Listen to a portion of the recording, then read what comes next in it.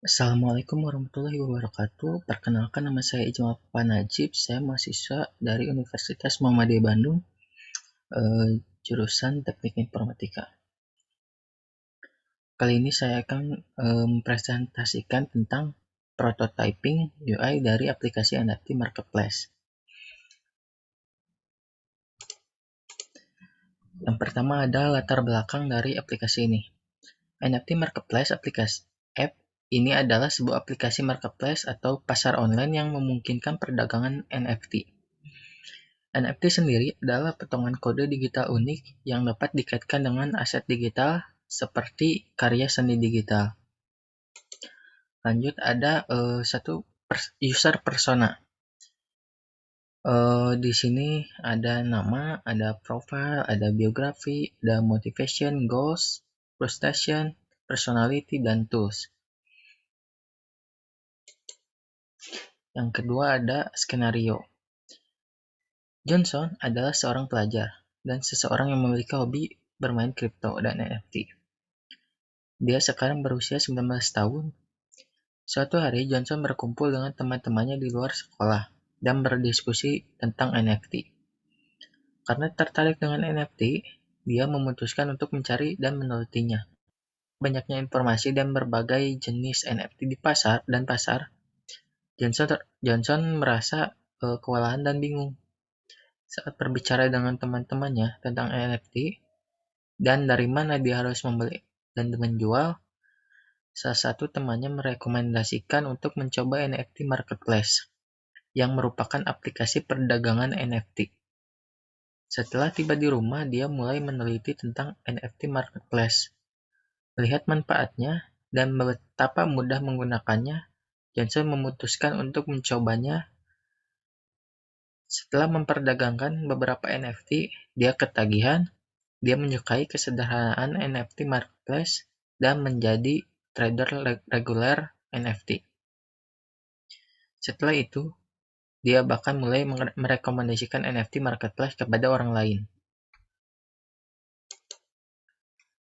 Yang kedua ada storyboard. Sebenarnya untuk historinya atau percakapannya sama seperti dari skenario, cuman ini dalam berbentuk storyboard. Seperti ini ada pertama, Johnson adalah seorang pelajar dan seorang yang memiliki hobi bermain kripto. Kedua, dia berkumpul dengan teman-temannya dan seterusnya. Lalu ada mockup dari aplikasi NFT Marketplace. Yang pertama adalah halaman onboarding atau halaman loading. Yang kedua, masuk ke dalam halaman address wallet, yaitu kita harus memasukkan address wallet kita. Lalu setelah itu masuk ke halaman utama, yaitu halaman home. Di sini terlihat ada beberapa item NFT yang dijual. Lalu masuk ke dalam halaman statistik, dan di halaman statistik ini ada dua bagian, yaitu halaman ranking dan halaman activity. Lalu masuk ke halaman account. Di sini halaman melihatkan akun kita. Lalu ada beberapa bagian lagi, yaitu halaman collected, created, activity, dan favorit. Dan ini ada halaman untuk pembayaran, masuk untuk pembelian NFT. Ada harga dan ada tombol pembelian. Ketika kita sudah sukses membeli, maka akan masuk ke halaman sukses pembelian. Lanjut, evaluasi usability yang saya gunakan ada 3 metode, yaitu usability testing, yang kedua sistem usability scale atau SUS, yang ketiga kuesioner. Yang pertama, usability testing.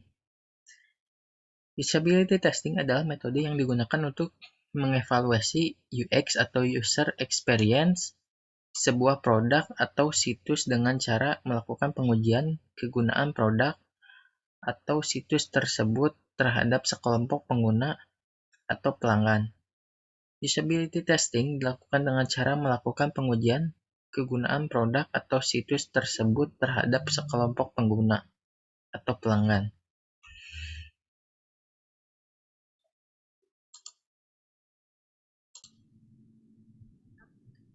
Dan di sini ada 3 chart. Ada chart yang pertama ada responden pertama dan sampai responden ketiga.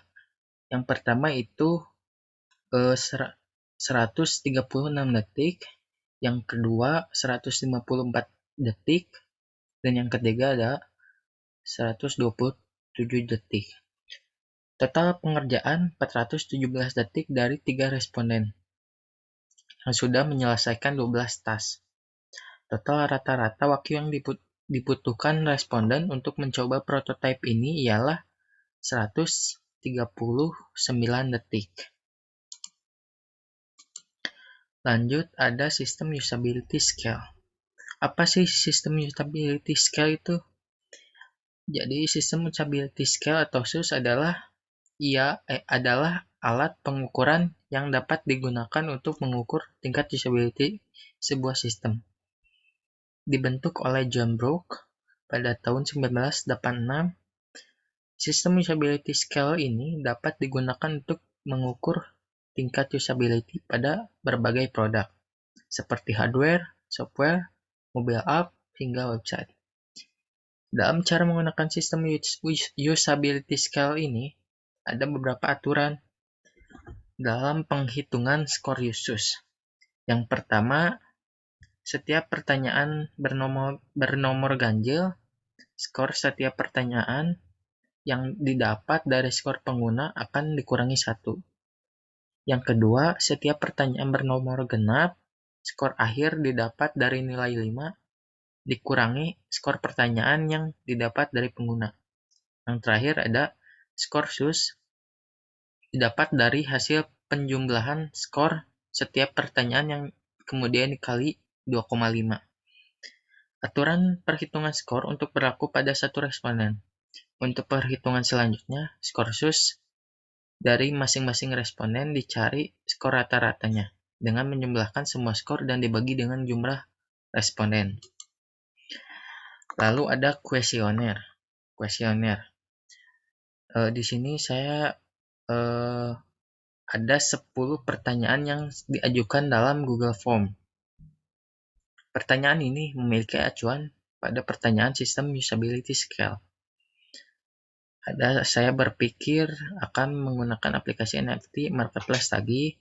Kedua, saya merasa aplikasi NFT Marketplace rumit untuk digunakan, dan seterusnya. Dan ini adalah hasil setelah responden mengisi kuesioner. Di sini ada SUS raw score 20 dari yang responden pertama, dan responden kedua 25, dan responden ketiga 28. Dan ini nilai yang sudah dikali 2,5, yaitu yang pertama, responden pertama 50, responden kedua 62,5, responden ketiga 70, dan nilai rata-rata dari semua ini adalah 60,83 sekian. Lalu kesimpulan dari cara menggunakan sistem usability scale adalah setelah dihitung didapatlah skor rata-rata SUS dari semua responden. Skor tersebut kemudian disesuaikan dengan penilaian SUS. Sehingga hasil evaluasi penilaian yang dilakukan terhadap aplikasi NFT Marketplace mendapat skor rata-rata 60,83 sekian, yaitu termasuk ke dalam grade D dengan rating OK. Sehingga bisa disimpulkan bahwa aplikasi NFT Marketplace dibutuhkan banyak perbaikan dari segi interaksi maupun tampilan. Lalu ini adalah demo dari aplikasi NFT Marketplace. Ini adalah halaman pertama ketika kita membuka aplikasi. Kita bisa get started untuk melanjutkan ke halaman selanjutnya ataupun di slide. Lalu get started lagi. Lalu masuk ke halaman wallet address. Kita memasukkan wallet address. Lalu lanjut. Lalu masuk ke halaman edit profile.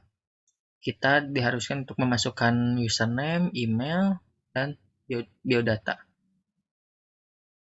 Lalu get started. Lalu masuk ke halaman utama atau halaman home. Di sini terlihat seperti tadi NFT, beberapa NFT ada 2. Bisa di slide ke kiri ataupun ke kanan. Lalu masuk ke halaman statistik. Di sini terlihat ada di halaman statistik ada bagian ranking. Di sini terlihat ranking dari penjual NFT. Lalu ke bagian activity. Di sini ada history pembelian atau penjualan NFT kita. Lalu kembali ke halaman home. Ketika kita ingin membeli NFT, kita cukup tekan salah satu NFT. Lalu masuk ke halaman NFT itemnya. Lalu kita klik place a bid. Maka NFT sukses dibeli. Lalu kita cek NFT kita yang sudah dibeli. Maka akan masuk ke halaman akun kita. Dan di sini ada beberapa bagian juga seperti collected, created, activity, dan favorited.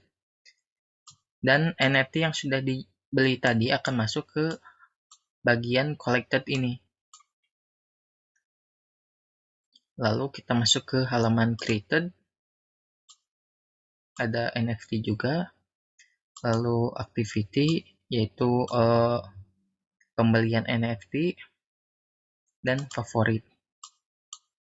Dan di sini juga kita kalau mau edit profile tinggal klik button edit profile lalu edit di sini. Bisa menambahkan link Instagram kita ataupun link Twitter. Kita save change. Mungkin cukup sekian yang bisa saya sampaikan. Mohon maaf jika banyak salah kata. Wassalamualaikum warahmatullahi wabarakatuh.